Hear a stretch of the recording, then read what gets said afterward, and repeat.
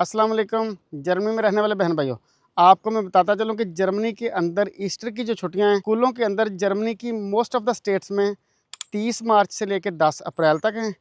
और जो जॉबियन लोग हैं उनके लिए 3 अप्रैल की और 6 अप्रैल की छुट्टी है। जो 3 अप्रैल है वो फ्राइडे का दिन है, उसके बाद 6 अप्रैल जो है ना वो मंडे का दिन है।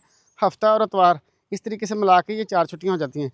तो लिहाजा जब मोस्टली जर्मन से वो क्या करते हैं कि 6 अप्रैल से लेके जो 10 अप्रैल वाला वीक है ना, उसको छुट्टियों के तौर पे मनाते हैं, क्योंकि उनके बच्चे भी घर पे होते हैं।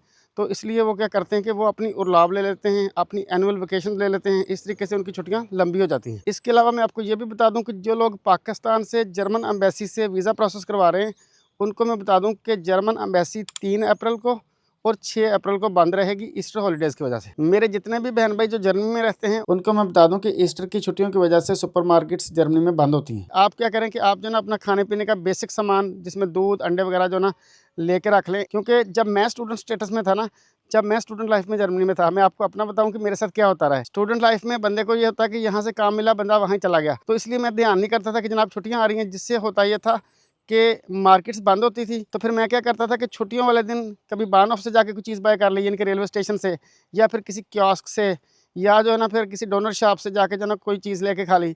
तो उससे ये होता था कि एक तो उस मियार की चीज़ भी नहीं मिलती थी, आपकी मर्ज़ी की चीज़ भी नहीं मिलती थी, और जो मिलती थी वो जो ना महंगी मिलती थी। तो इसलिए जो ना आप सब अपने आप को पहले अवेयर रखें, छुट्टियों में अपनी तैयारी करके रखें। लिहाजा आप सब इन छुट्टियों को भरपूर तरीके से एंजॉय करें, क्योंकि अगले दिन जो मौसम है वो भी सनी मौसम आ रहा है।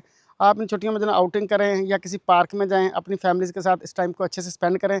अपना और अपने प्यारों का बहुत सारा ख्याल रखिए। मुझे आप अपनी दुआ में याद रखें।